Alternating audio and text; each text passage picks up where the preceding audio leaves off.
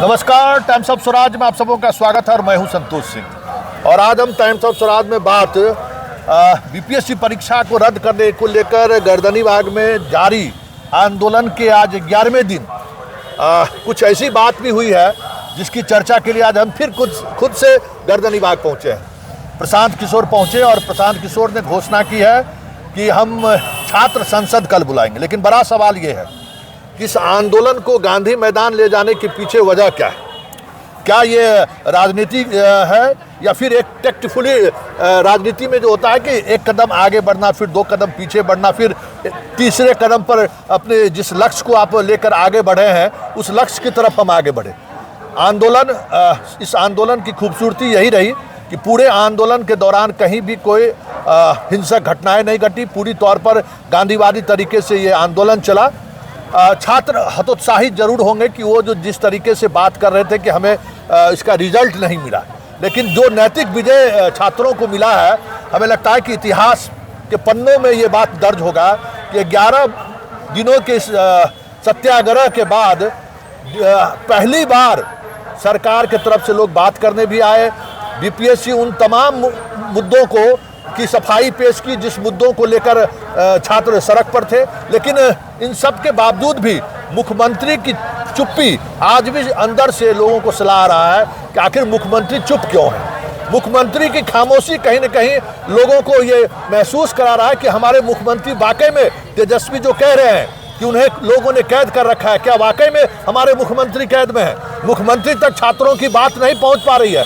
छात्र आंदोलन से खुद उपजे हुए एक नेता जो आज 20 वर्षों से बिहार के सत्ता के केंद्र बिंदु में है, क्या उन्हें छात्रों का ये दर्द समझ में नहीं आया? क्या 11 दिनों से अनशन पर हैं, बिना खाए पिए बैठे हुए हैं, दिन रात यहाँ इस सर्द भरी रातों में वो यहाँ मौजूद है, फिर भी क्या उनका दिल नहीं पसीजा? हम छात्र हमारे साथ हैं कि आखिर कल छात्र संसद का आयोजन किया गया है और छात्र संसद के सहारे आप लोग प्रोटेस्ट को अब गांधी मैदान शिफ्ट कर रहे हैं। क्या उसके पीछे मंशा है?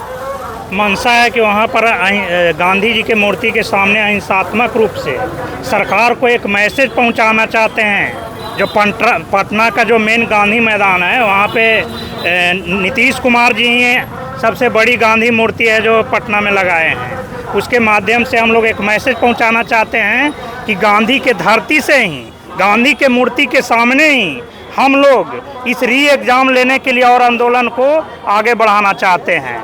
और हम लोग शपथ लेकर के कहना चाहते हैं कि किसी भी हाल में री एग्ज़ाम हम लोग करवा कर रहेंगे और मुख्यमंत्री जी के कान तक बात को पहुंचा कर रहेंगे। इससे हम यही कहना चाहते हैं कि यहाँ भी कुछ आंदोलनकारी रहेंगे, नहीं तो ऐसा हो सकता है कि कल पुलिस बल यहाँ घेर करके कल आंदोलन स्तर को ही है जो कब्जा में कर करके हम लोग दोबारा आने न दिया जाए।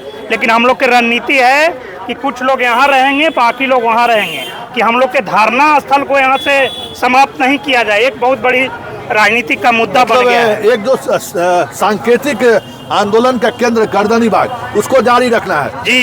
यहाँ सांकेतिक आंदोलन का केंद्र गर्दनीबाग रहेगा, नहीं तो पुलिस बल ऐसा कर सकती है कि पूरा गर्दनीबाग जो आंदोलन का केंद्र है इसको समाप्त करके यहाँ पर कह सकती है कि आप 10 दिनों के लिए यहाँ नहीं बैठ सकते हैं, सरकारी ऐसा है आदेश है। इसलिए आंदोलन को कमज़ोर करने का सरकार की भी साजिश है।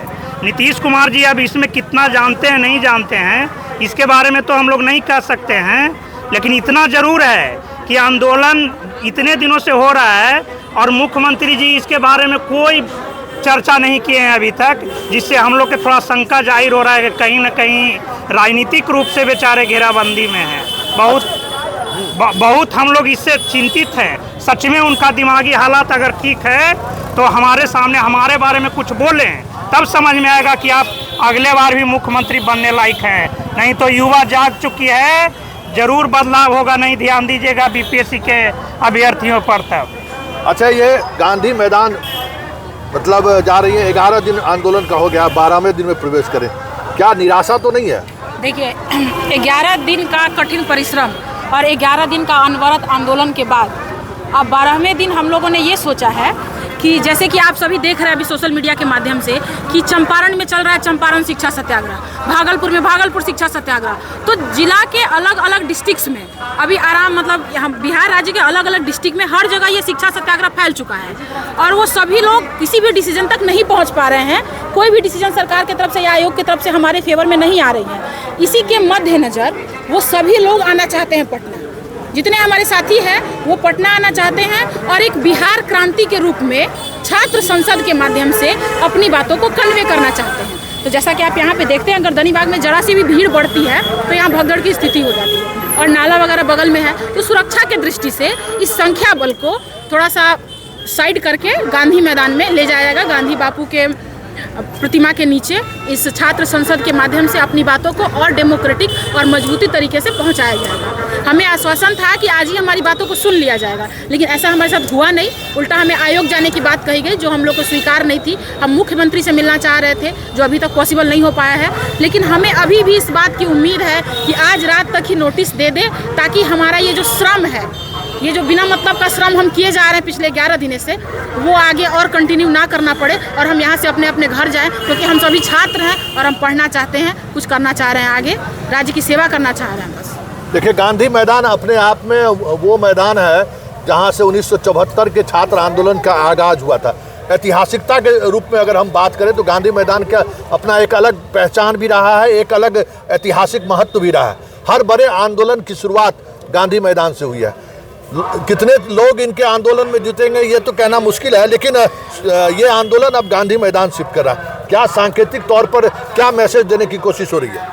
बस इतना ही कहूँगी कि जो लोग भी ये वीडियो को देख रहे हैं, आग्रह एक अपील है कि सारे लोग कल आइए गांधी मैदान, क्योंकि ये लड़ाई अब आत्मसम्मान की लड़ाई है। एक लड़ाई जो युवाओं ने अपने भविष्य को देखते हुए आज से 8-10 दिन से भूख हड़ताल पे बैठे हैं। इनकी सुधि लेने के लिए ये कुंभकर्ण की सरकार नहीं जगी, तो अब जगाने की बारी आ गई है। इन लोगों की पुलिसिया तंत्र जो हमारी बहनें के ऊपर डंडा चलाई गई है, उस डंडा का एक एक हिसाब होगा। वही बापू सभागार जो सत्याग्रह आंदोलन यहाँ पे चल रही है, इसी के लिए ये गांधी मैदान चुना गया, क्योंकि हमारी जो यहाँ पे भीड़ होगी वो हजारों नहीं अब लाखों की संख्या में होने वाली है। और एक चीज़ और कहूँगी, ये नहीं कि हम अभ्यर्थी हैं तो हम ही आए, जो लोग भी इसमें आना चाहते हैं हर लोग आइए, क्योंकि सभी की लड़ाई है, सभी की आत्मसम्मान की लड़ाई है। मतलब माँ बच्चे का अभिभावक भी आपको अभी आप आमंत्रित करें? बिल्कुल सभी लोग आइए, क्योंकि ये युवा की एक ललकार है। आपको याद होगा इसी बिहार में कुछ वर्ष पहले जेपी आंदोलन हुई थी, लेकिन अब वही नेक्स्ट जेपी आंदोलन की ये लोग रूपरेखा तैयार करवाने की कोशिश में लगे हुए हैं। युवाओं ने शांतिपूर्ण तरीके से अपनी बातों को रख रहे थे, लेकिन इन लोगों को लगा कि 10 दिन बैठेंगे, 11वां दिन उठ के चले जाएंगे। इन्हें पता नहीं था कि जब जब युवाओं ने ललकारा है, देश में एक अलग क्रांति आई है और यही युवा अब एक अलग क्रांति लाने का काम करेगी। लेकिन एक अभी तक निराशा का भाव नहीं लग रहा है कि कोई नोटिस नहीं ले रहा है, कोई बातचीत नहीं हो रही है, कोई पहल नहीं हो रहा है? नोटिस नहीं ले रहा तो इतना जो पुलिसिया तंत्र है, पदाधिकारी लोग काहे हम लोगों का सुरक्षा कर रहे हैं, काहे सुरक्षा में लगे हुए हैं? दोनों तरफ देख रहे हैं पुलिस फोर्स भरी हुई है।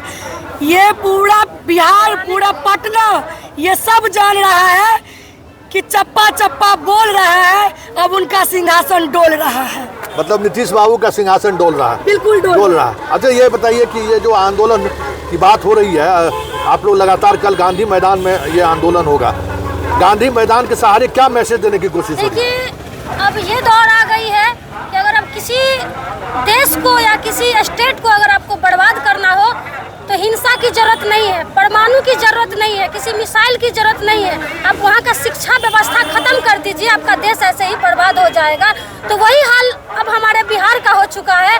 बिहार को देखने वाला अब कोई नहीं है। आप समझ लीजिए, जिस रहनुमा को हमने सत्ता दिया, उस रहनुमा ने हम लोगों को बर्बाद कर दिया, हम लोगों को सड़क पे ला दिए।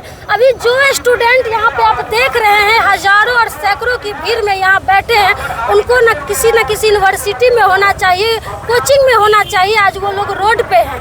और एक तरफ हमारे नीतीश कुमार जी जो हमारे बिहार के मुखिया है, जिनके ऊपर सारे लोगों की जिम्मेदारी है वो प्रगति यात्रा कर रहे हैं, वो भी हेलीकॉप्टर से। एक तरफ स्टूडेंट का दुर्गति देख लीजिए, एक तरफ उनका प्रगति देख लीजिए। तो एक शब्द भी 11वां दिन चल रहा है और अभी तक हमारे मुख्यमंत्री जी एक शब्द भी नहीं बोले हैं कि हम क्या करें। तो सही में आप बोल रहे थे कि तेजस्वी यादव जी सही कह रहे थे कि हमारे आदरणीय मुख्यमंत्री जी हाईजैक हो चुके हैं, वो अपने बस में नहीं है, अपने कंट्रोल में नहीं है। अब वो अपने से कुछ डिसाइड नहीं कर सकते हैं कि उनको क्या करना है। बिहार बर्बाद हो जाए या बिहार का बच्चा आबाद हो जाए, उनको अब कोई मतलब नहीं है। ये जितने पार्टी के लोग हैं, चाहे कोई भी पार्टी हो, वो सिर्फ वोट लेती है युवाओं के नाम पे, छात्रों के नाम पे, महिलाओं के नाम पे। क्या बिहार में महिला आयोग नहीं है?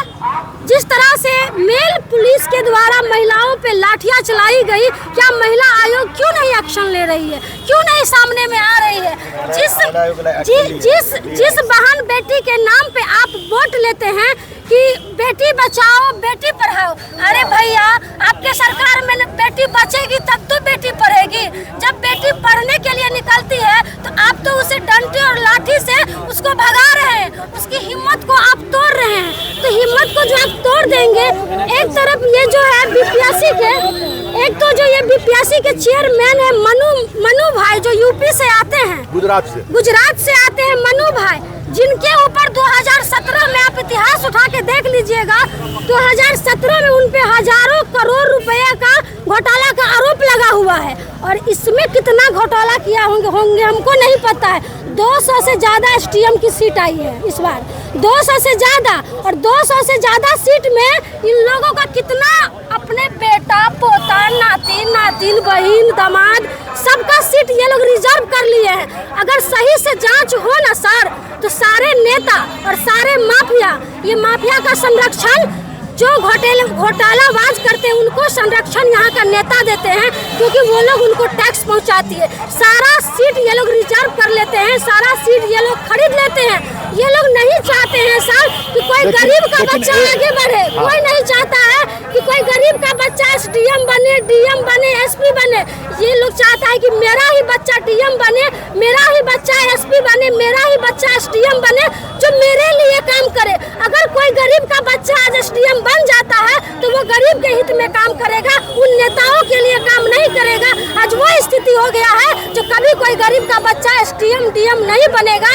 ये लोग है ना खाऊंगा ना खाने दूंगा, तो ये लोग नहीं चाहते हैं कि गरीब का बच्चा पढ़े और आगे बढ़े। चलिए, लेकिन एक बड़ी बात है जिस बात को हम अक्सर चर्चा करते हैं कि देखिए बख्तियार खिलजी बिहार में आया ना नहीं आया, इसको लेकर इतिहासकारों के बीच मतभेद है और वो उन्होंने नालंदा को तोड़ा या नहीं तोड़ा इस पर भी विवाद है। लेकिन एक बात जरूर है जो हम बार बार कहते हैं कि जब बिहार का इतिहास लिखाएगा तो ये बात जरूर लिखाएगा कि बिहार में शिक्षा व्यवस्था ध्वस्त होने में अगर किसी एक मुख्यमंत्री की सबसे बड़ी भूमिका रही है तो ये भी नालंदा के ही भी रहने वाले हैं, नीतीश कुमार को याद किया जाएगा। ये बताइए कि जो चीज़ें हो रही हैं, इससे पहले भी परीक्षाएं रद्द हुई हैं, इससे पहले भी प्रश्न पत्र लीक हुआ है, हाँ, लेकिन वो आंदोलन वो उस तरीके से दबा दिया गया, पहले भी दबाया गया। लेकिन इस बार ऐसा क्या हुआ कि ये उबाल दिखने को मिला?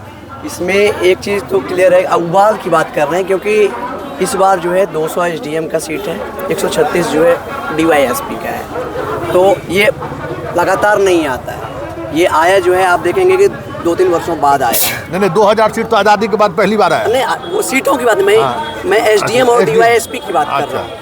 हर एक साल आते हैं 400-500 आते हैं, उसमें डीवाईएसपी और एसडीएम नहीं रहते। और जब भी डीवाईएसपी और एसडीएम रहता है तभी लीक होता है। इसका मतलब है कहीं ना कहीं संलिप्तता है, तभी हो रहा है। और जहाँ तक बात है हमारी सरकार की, कि सरकार क्या कर रही है, पहले बोला जा रहा था जब हम लोग यहाँ आए थे, बैठे थे स्टार्टिंग में, कह रहा था सरकार तक आवाज़ नहीं पहुँची है।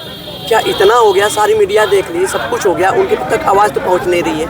क्या उनको मशीन की वो बहरे हो गए हैं? हमारे नीतीश कुमार जो हमारे मुख्यमंत्री मुखिया हैं वो बहरे हो गए, उनको मशीन की आवश्यकता है। मशीन की आवश्यकता है तो पहले उनको मशीन लगवा दिया जाए, अगर उनके पास नहीं पहुंच रहा है। और दूसरी चीज़ें हैं कि जो चल रही है ये रूढ़िवादी, हम लोग पढ़ते हैं, रूढ़िवादी जो व्यवस्था है उसी के तौर पे हम देख रहे हैं, क्योंकि शोषक और शोषित वर्ग, ये दो वर्ग जो है पहले था, बीच में हम लोग उसे खत्म करने के, जो हमसे सीनियर मतलब पहले आए आज़ादी के बाद, उसको खत्म करने की ज़रूरत है, एहसास हुआ। लेकिन अब जो है वही चीज़ें फिर हो रही है, शोषक वर्ग और शोषित वर्ग, ये दो वर्ग फिर बन रहा है। जो अपर लेवल पे है वो हमेशा अपर लेवल रहना चाहता है, साम दंड भेद सब नीतियों से। ये तो चलने वाला लोकतंत्र में तो नहीं है, लेकिन आपको चल रहा है। उसमें भी कुछ बहुत सारे फैक्टर हैं, एक फैक्टर नहीं है कि बस हमने बोल दिया कि स्टूडेंट की चीज़ें चल रही है। सिर्फ ये लड़ाई सिर्फ 70वीं बीपीएससी का नहीं है। इससे जो बनेगा एक शोषक वर्ग बनेगा, जिनको नॉलेज नहीं है, जिनको जो है ह्यूमैनिटी है नहीं, जिसके पास ना वेल एजुकेशन है, कुछ भी नहीं है, वो बन जाएंगे, बैठ जाएंगे जाकर के सीट पे। अब वो क्या करेगा, अब ये मान लीजिए 25 साल में उनकी जॉब लगती है, 25 साल से लेकर के वो 60 साल तक बैठेंगे, 35 साल हो गया, 35 साल में वो जो है समाज को क्या देंगे, जब उनके पास कोई ज्ञान है ही नहीं, ना उनके पास ह्यूमैनिटी है। इसी तरीके से आज हमारे ऊपर लाठीचार्ज हो रहा है, कल हमारे बच्चों पे होगा, हमारे जो है आने वाली पीढ़ी पे होगा, उनको और दबाया जाएगा। एक समय ऐसा आएगा कि सरकारी तंत्र में लोग जाना नहीं पसंद करेंगे, लोग जो है ठेले पे रेड़ी पे बैठ करके यही चीज़ें करेंगे। तो सरकार तो यही चाह रही है ना, जो हमारी सरकार है यही चाह रही है, तभी तो कोई जवाब नहीं आया। ये बताइए, इतना आंदोलन हो रहा है, 11 दिन से आंदोलन हो रहा है, उनको बात करने की भी नहीं है, आश्वासन भी नहीं दिया उन्होंने। और जहाँ तक बात है, बोल रहे हैं विपक्षी लोग, सर सब हवाम में एक ही जैसे नहीं, मैं उनकी बात नहीं कर रहा हूँ कि विपक्ष में है, वो हमारे नेता प्रतिपक्ष हैं, वो भी एक जो है विधानसभा में बैठे हैं, नेता प्रतिपक्ष है, एक जो है उनको संवैधानिक पद दिया गया है। अगर वो आ करके यहाँ पे बच्चों का सुध लिया, इंडिविजुअल गार्डियंस होकर गार्डियन के रूप में आकर के सुध लिया, उन्होंने पार्टी का झंडा लेकर के तो नहीं आए थे उन तलों में। उनको आरोप लगा रहे हैं, अरे आप आरोप लगाइए, वो आपकी पॉलिटिक्स है, लेकिन आपने कौन सा सुध ले लिया हमारा?